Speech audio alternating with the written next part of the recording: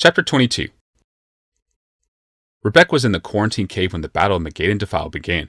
For weeks, she had watched Yahmoth's preparations. She had seen slanting bunkers quarried from the desert floor. She had watched Hellside and Phyrexian guards training from the coming battle. She had seen the hordes of clockwork killers buried in the sand or hidden rank on rank in flanking regiments. Horrible destruction was coming, and she had not wanted to see it. Even down here, though, she heard it. A vast boom resounded through the deep cave. "He's using my behemoths!" Glaecion's voice, long, unintelligible to anyone but his wife, was now almost too garbled even for Rebecca. The man's thighs had eased since Yahmoth removed the Power Stone sliver, but his mind had only worsened. The rupture deepened between the two halves of his psyche. His memory faded. Paranoia rose. Confusion and desperation tore him apart. They refused the Power Stone therapy that had healed the rest of the city. He refused even to enter Phyrexia, there to be tended. Instead, Glaecion spent his hours alone in the dark quarantine cave, accompanied only by his Power Stone contraptions, a string of faithful goblins, and of course, his wife. Though she visited him every day, he often accused her of staying weeks away at a time. Today, it was a blessing that Glaecion's paranoia had a different target than Rebecca.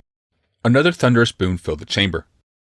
"Yahmoth is using my behemoths," Glaecion said. His face quivered in the gleam of the oil lantern Rebecca brought on her visits. "The bastard! He's stolen every invention of mine, twisted it on his own ends." Rebecca heaved a wary sigh beneath the scarf that draped her mouth. With a gloved hand, she patted his arm. "He's only defending the city. The Empire." "He's destroying them. He's only defending himself." "Your inventions are being put to good use." Scabbard's fingers clutched her gloved hand. He stared up from shredded skin and powdering bone, out of the heart of mad despair. "He's climbed inside of me, Rebecca. He's climbed inside of all of us." "What are you talking about?" she asked, pulling away. "My mind.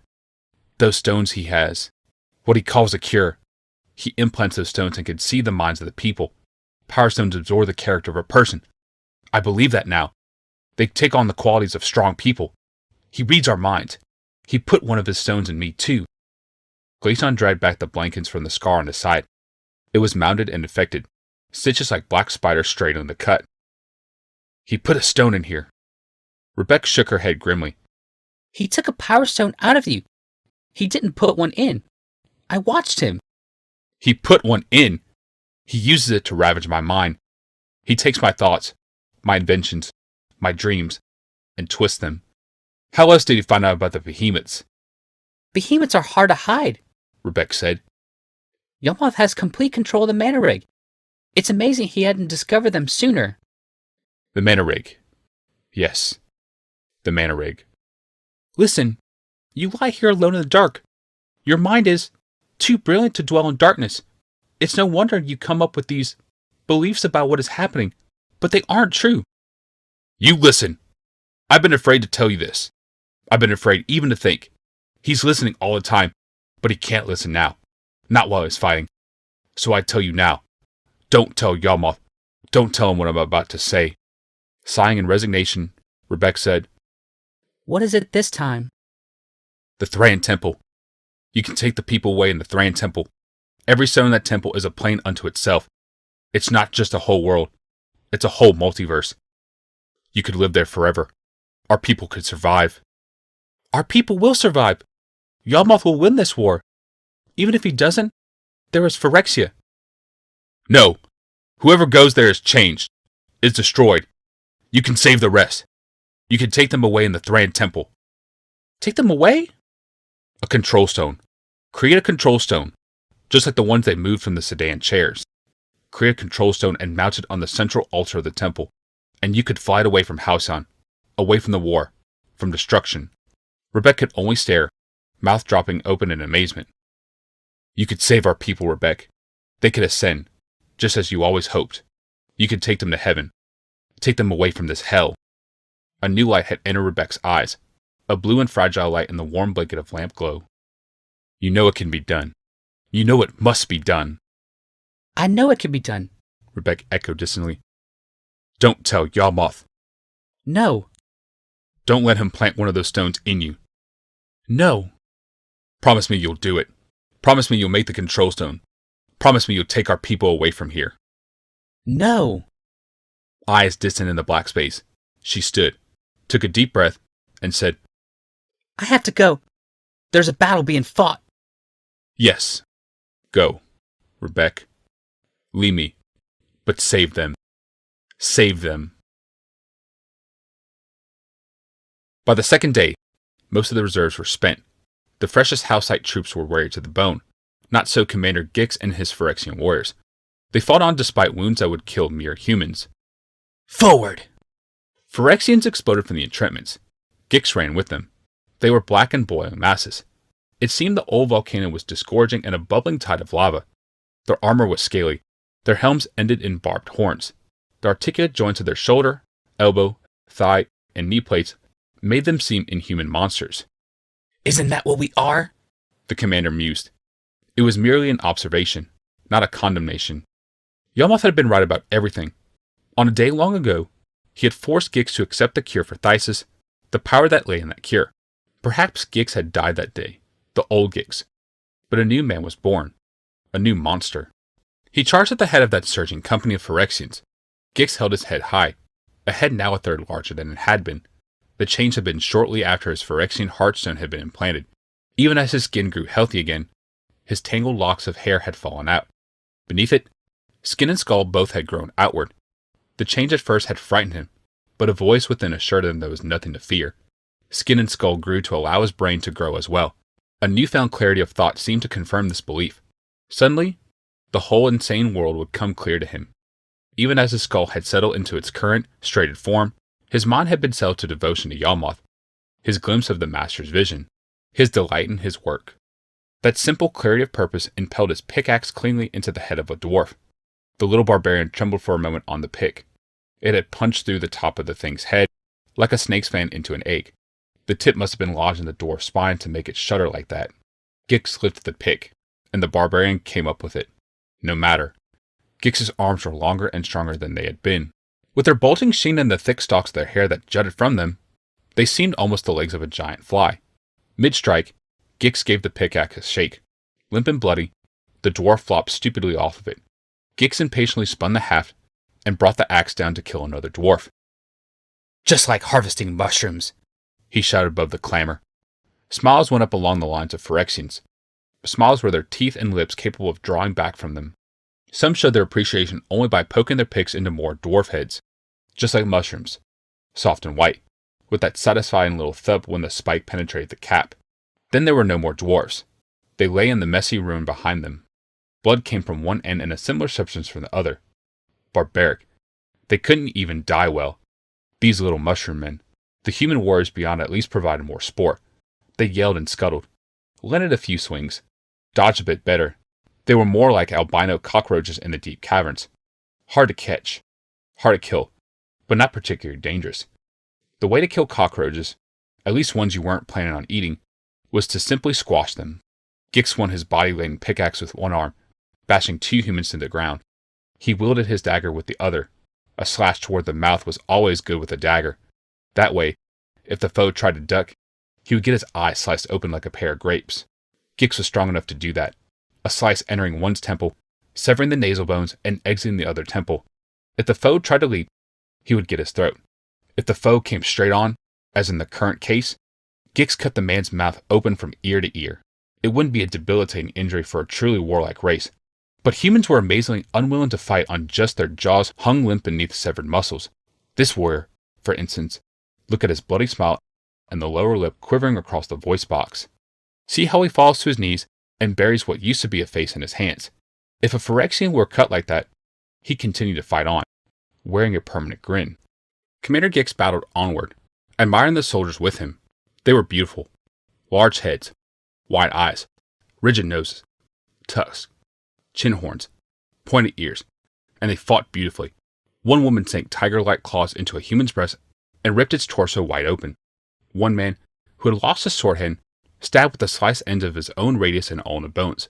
One child, he must have been no more than 10 when implanted, leapt agilely from shoulder to shoulder, biting chunks out of heads as though he were biting apples. Beautiful. Yahmoth had done more to transform the Thran race than anyone before him. It was as though humanity had been only the pupae form, soft and weak and ugly, of this new species of creatures. The humans soon were eaten through as well. Gix and his band of phyrexians had slain thousands, perhaps losing 10 of their own. 100-to-1 kill ratio.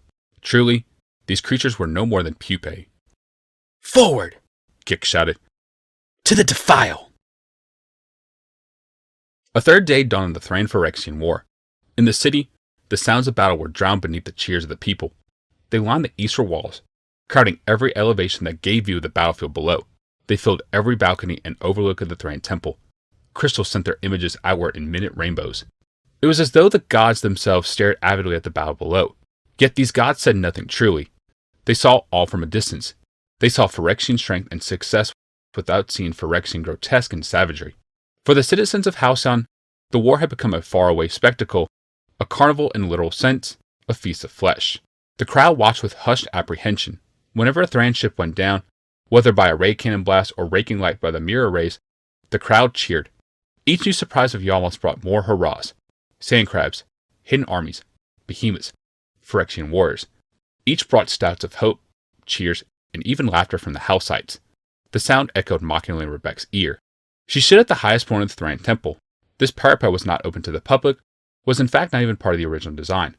It had been added to allow the builders easy access to the matrix of the power stones that made up the temple's roof. Now Rebecca stood here, alone, watching the bloody viciousness unfold. The Halcite fleet had already drowned more than 200 of the enemy caravels, which lay in the smoldering ruins across the desert floor. Many of the ships had imploded on impact, their power stone cores cracked, sucking in the matter to fill the void. In this case, matter meant meat. Human, dwarf, elf, minotaur, Viashino. How many thousands have been sucked away into nothingness? Not even their bodies left to litter the desert? Thousands more did litter the ground. Even from this great height, more than 1,500 feet above the desert floor, those bodies and the dark spreading stains from heads and bellies were unmistakable. Most were Thran, many were Halcytes, a few were even Phyrexians. It didn't seem to matter how many fell. Yahmoth's war machine rolled onward, grinding bones to meal. A feast of flesh. The crowd gabbled it up. Rebecca overheard folk pledge to join Phyrexian ranks. They saw Phyrexian power and prowess, not Phyrexian mutation. No one wanted to be left behind. All wanted to be improved by Yahmoth, elevated by him. The temple's tangled spectra suddenly were infused by a huge glare. Something vast moved among the distant folds of mountain. It gleamed like a diamond and rolled like quicksilver. It was enormous. A ball of quintessence? No, a ball of metal. It did not roll, but floated among the peaks, heading straight for the battle. What are you doing, Yahmoth? Rebecca wondered. She blinked, at last making out the strange thing she saw. The Nullsphere! She had helped Glaecion design the enormous broadcast station. Rebecca herself had innovated the light of metal beams, but she never had intended it to fly. It was to stay rooted to the ground, drawing power from it and channeling it out to every artifact creature in the Empire. Oh no! Even from this height, the carnage was plain. As the Nullsphere rose moon-like over the battlefield, the tide of Thran artifact engines turned, no longer beating back Phyrexians. The Thran machines joined them and attacked their own forces. Thran bled and died and were trampled into the earth. Those who yet lived retreated in terror toward Megaden Defile. It would give them no escape, of course. Yahmoth permitted no escape. A cheer rose from the crowd within the temple. Victory! Victory! Victory! The battle soon would be finished. The Thran would be finished as well. They were in full rout below, running back toward the distant Phonon. Even the remaining Thran war caravels were fleeing before the Halcite fleet. The Nullsphere hovered balefully above it all. Something dropped from the belly of the huge sphere, falling into the center of Megaden Defile, into the center of the retreating army. For a moment, the valley stood there, a crooked wound that cut away into rankling mountains. Then the walls of the defile leapt upward. Something milky and white oozed from the center of that wound and flooded both directions down its length. The whiteness overflowed the edges of the defile and seeped out and down adjacent valleys and crevices. It poured from the mouth of the defile onto the desert floor. Pearly clouds engulfed the rear guard of the Thran and rolled toward the Phyrexian troops. The white wave overtook many of them, sweeping them under an opaque cloud. At last, the milky flood paused, lingering in a malignant semicircle across the center of the desert. All talk in the temple had gone silent. Only battle sounds came. In the final lip of the sound before the blast was heard, there came a faint of ubiquitous scream. The roaring boom shook the temple as though it were a glass wind chime. Noise pounded every breastbone. Every citizen went to his or her knees. None were left standing. Even as Rebecca fell, She knew this was Yahmoth's stone charger. This was the weapon he had worked so hard to perfect. The device merely charged a power stone by sucking the life form from the land all around it. In a single stroke, Yahmoth had slain the entire Thran army. Take the sphere higher. Yahmoth ordered his artificer crew in the command core. Away from that killing cloud. The huge bulk of the null sphere lurched upward. Phyrexians, Halcite, and artificers steadied themselves.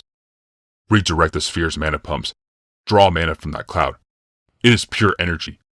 Draw it away, before it destroys everything. One of the artificers asked, What shall we do with that much raw power? It will overload the mana batteries. Send it out. Send it to every Thran artifact engine in the Empire. Shut them down. Even for the old man, this was too much. Lives will be lost. Thousands of innocent civilians won't rely on artifact engines. Miners and loggers and fishers.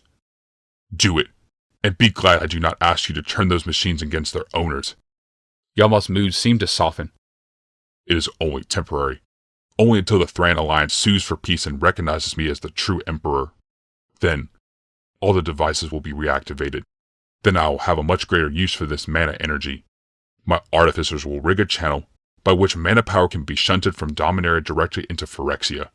They will draw killing clouds from the world above and use them to build my world below. Forgive my interruption, Lord Yahmoth, the old man said. But I have grave news. What is it?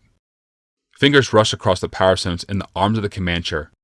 The artificer said, Our new altitude has given us greater range for visual scan. I've just now picked them up, perhaps 100 miles out. Picked up what?